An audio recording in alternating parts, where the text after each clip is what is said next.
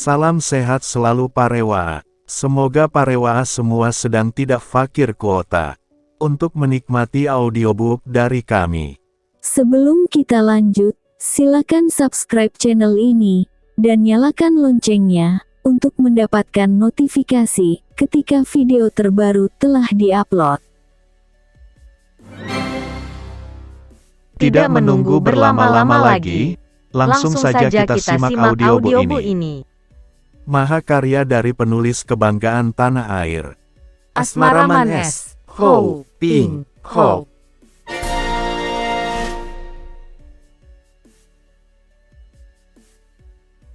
Bagian ke-21. Permainan pemuda ini telah membuat dua macam ilmu silat itu menjadi ilmu yang amat dahsyat, yang biarpun sudah ia kenal gerakan-gerakan dan perubahannya, namun masih sukar untuk dihadapi. Diam-diam Ban Pilocia harus mengakui pendapat umum di dunia persilatan bahwa kehebatan seseorang bukan semata-mata tergantung kepada ilmu silatnya, melainkan kepada si orang itu sendiri, kematangan dan kesempurnaannya mempelajari ilmu itu. Pula benar kalau orang mengatakan bahwa dalam menghadapi lawan, orang harus berlaku hati-hati terhadap pertapa yang kelihatan tua dan lemah, terhadap pelajar yang kelihatan halus dan terhadap wanita yang biasanya digolongkan orang lemah. Putar-tar-tar, sekali serang, cambuk itu sudah menyambar secara berturut-turut, hanya selisih beberapa detik saja ke arah ubun-ubun kepala, leher, lalu pusar. Kui Seng menggerakkan suling menangkis serangan pada ubun-ubunnya. Kemudian ia memiringkan tubuh mengubah kedudukan kaki untuk menghindarkan diri serangan pada leher.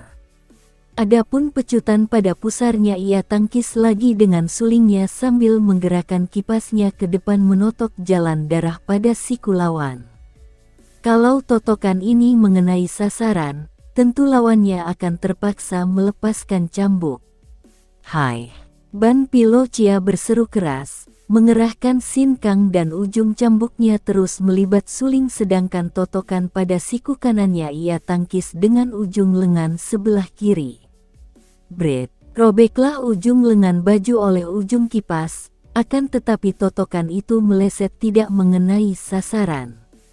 Kui Seng terkejut karena tak mampu menarik kembali sulingnya yang terlibat, maka ia menggerakkan kaki maju setengah langkah, mencondongkan tubuh ke depan dan melanjutkan gerakan kipasnya, kini menusuk lambung lawan disusul kaki kanan menendang ke arah pusar. Diserang secara hebat ini, Ban Pilocia kembali berseru keras dan tubuhnya meloncat ke belakang. Ia berhasil menyelamatkan diri dari bahaya, namun sekali renggut dengan pengerahan tenaga oleh Kui Seng membuat suling yang terlibat lepas dari ujung cambuk.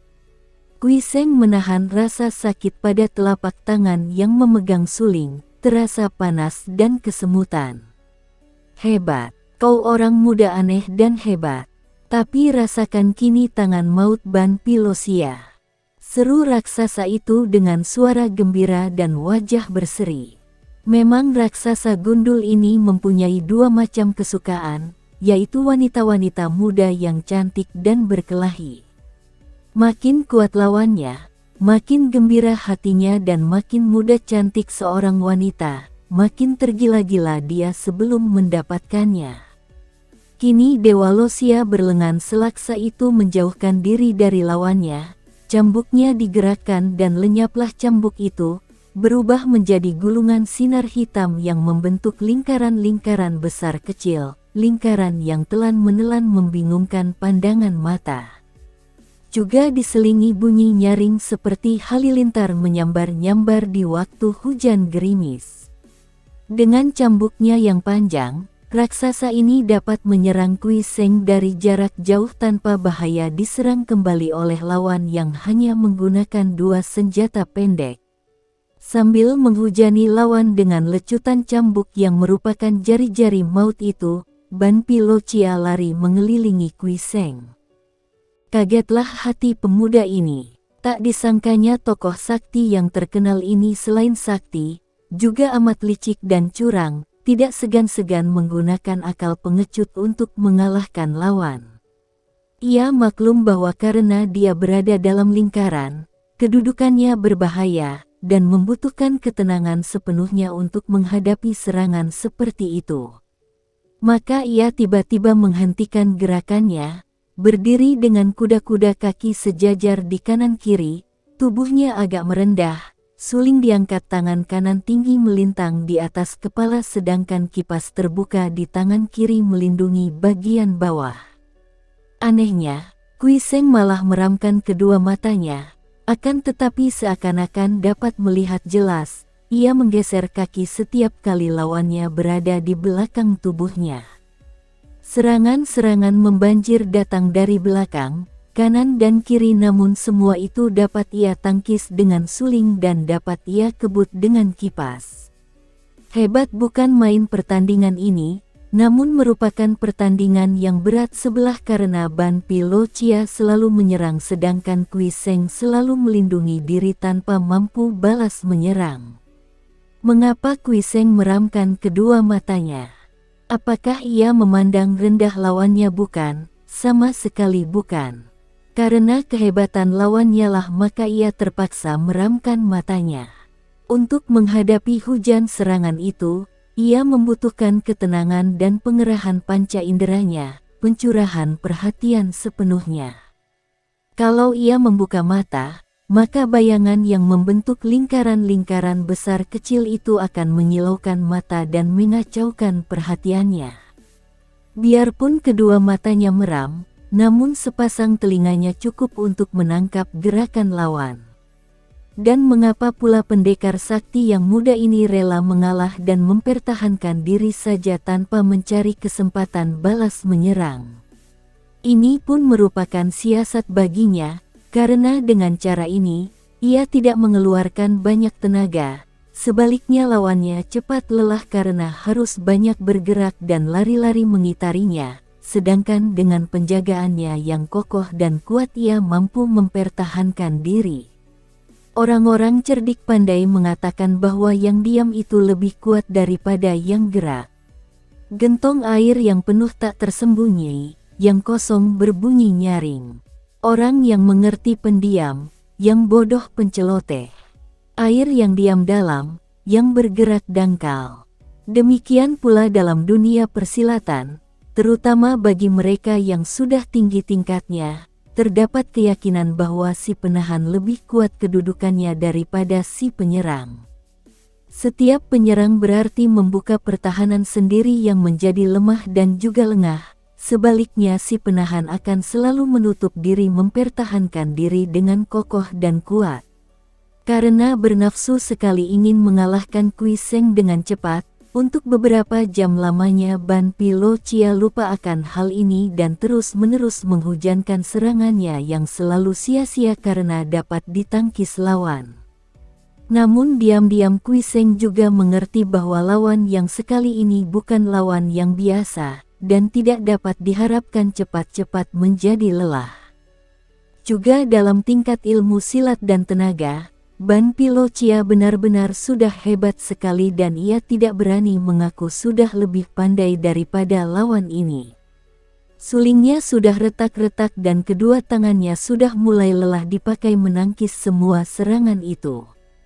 Diam-diam Kui Seng menggerakkan ujung jari kakinya, mengerahkan tenaga menjebol sepatunya sendiri sehingga ibu jari kaki kanannya tampak keluar dari sepatunya. Ia mencari kesempatan baik. Ketika Ban Pilo Chia menggerakkan cambuk ke atas kepala membuat lingkaran-lingkaran baru untuk memulai serangkaian serangan dahsyat, tiba-tiba ibu jari itu menyentil ke depan. Segumpal tanah melayang cepat sekali memasuki lubang pertahanan Ban Pilo Chia yang terbuka dan cepat menghantam jalan darah di bawah lengan si raksasa. Heiya! Ban Pilo Chia terhuyung-huyung mundur dan tangan kanannya menjadi setengah lumpuh, matanya melotot heran dan kaget. Tentu saja Kui Seng tidak mau menyia-nyiakan kesempatan ini. Ia meloncat ke depan dan menerkam bagaikan seekor singa, menggerakkan suling dan kipasnya menghantamkan serangan-serangan maut.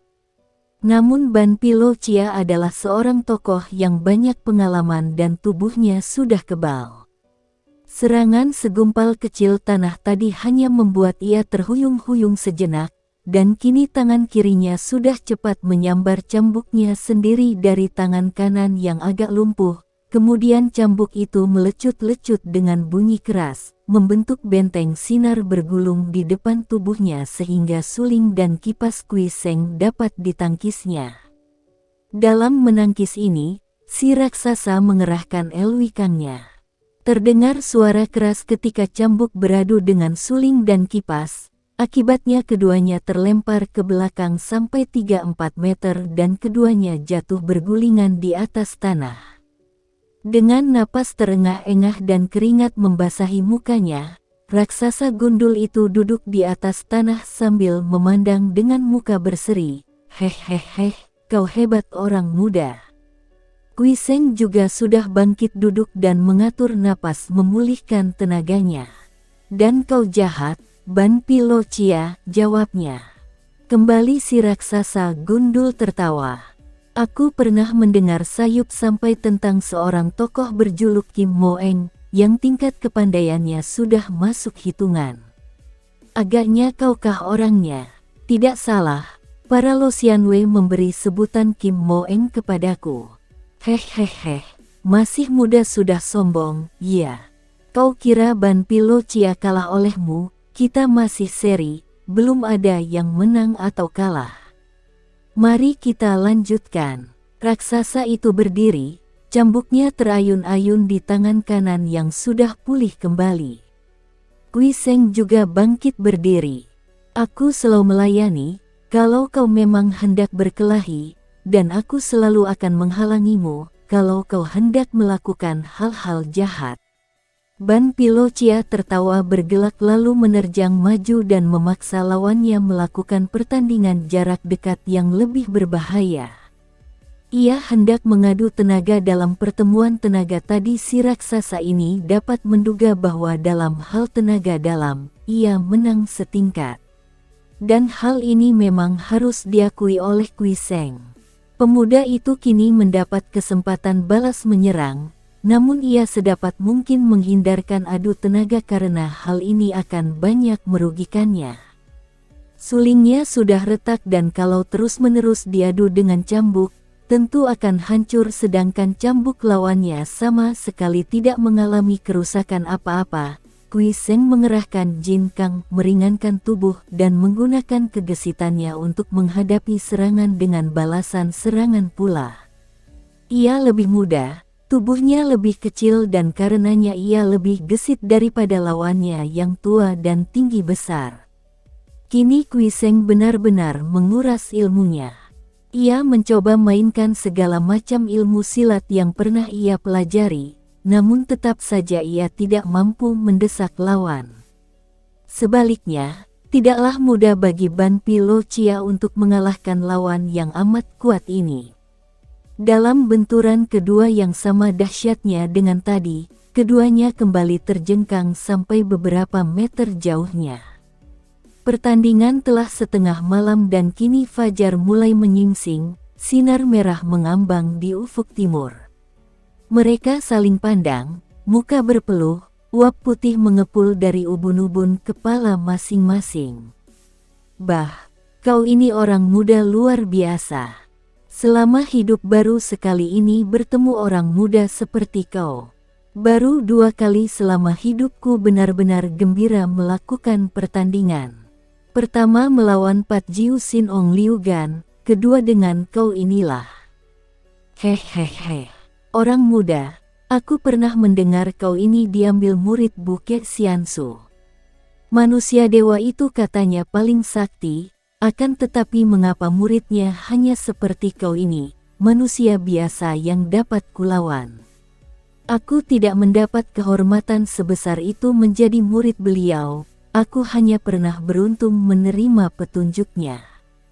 Tak usah kau membawa-bawa nama suci Buke Xiansu. Kalau memang hendak bertanding, mari kita lanjutkan. Kui Seng kini bangkit lebih dulu. Ia mulai penasaran menghadapi lawan yang begini tangguh dan ulet.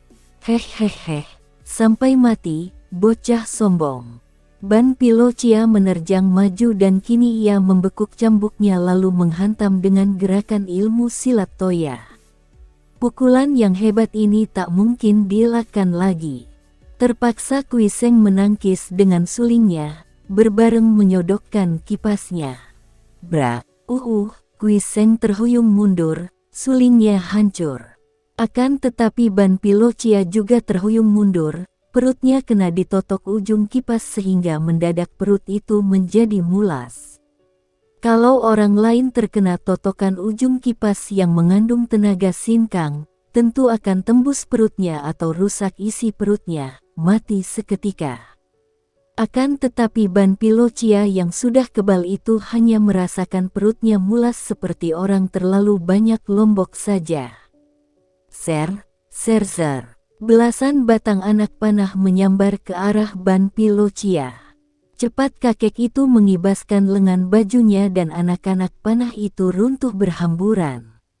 Dari kanan kiri berlompatan keluar belasan orang yang bersenjata lengkap. Inilah Wesio jahat itu. Serbu keroyok. Kiranya belasan orang ini adalah 5 orang jago silat bersama teman-temannya. Sedangkan di belakang mereka masih tampak puluhan orang yang merupakan regu penjaga keamanan. Agaknya peristiwa di tengah telaga itu telah dilaporkan oleh hartawan Lim yang minta bantuan yang berwajib, sedangkan 5 orang jago silat sudah mengundang teman-temannya untuk membantu. Kui Seng yang maklum bahwa sekian banyaknya orang itu bukanlah lawan Ban Pilocia, cepat menerjang lagi si raksasa gundul dengan kipasnya. Ban Pilocia juga maklum bahwa Kui Seng merupakan lawan seimbang, kalau sekarang dibantu oleh puluhan orang, ia bisa celaka. Sambil tertawa terkekeh-kekeh, ia melompat dan sekali lompat ia telah melampaui kepala mereka yang mau mengeroyok. Mendadak 7 orang pengeroyok jatuh berturut-turut dan mati seketika karena kepala mereka telah kena disambar hawa pukulan Ban Pilocia yang mereka sambil melompat pergi. Dari jauh terdengar suaranya. Kui Seng, belum selesai pertandingan kita, lain kali kita lanjutkan. Sekarang pun boleh. Kui Seng juga melompat dan mengejar karena ia makin penasaran. Apalagi melihat raksasa itu pergi sambil membunuh 7 orang. Akan tetapi beberapa lama ia mengejar, tak tampak bayangan raksasa itu. Kui Seng tidak mau kembali ke tempat tadi, tidak suka ia bertemu dengan mereka yang tentu hanya akan merepotkannya saja. Ia lalu mengambil jalan sunyi menjauhi telaga. Ia merasa menyesal bahwa sulingnya telah hancur, tak dapat dipakai menyuling, apalagi sebagai senjata. Dengan lesu ia melempar sulingnya yang hancur dan terasa betapa tubuhnya basah semua oleh peluh. Ia perlu beristirahat memulihkan kekuatannya. Ia hendak mencari tempat yang sunyi agar tidak terganggu orang lain. Kongcu, kalau suara ini parau dan kasar, agaknya Kui Seng takkan mengacuhkannya. Akan tetapi justru tidak demikian. Suara itu halus dan merdu, dan inilah yang membuat ia bagaikan terpagut ular dan cepat ia berpaling ke kiri.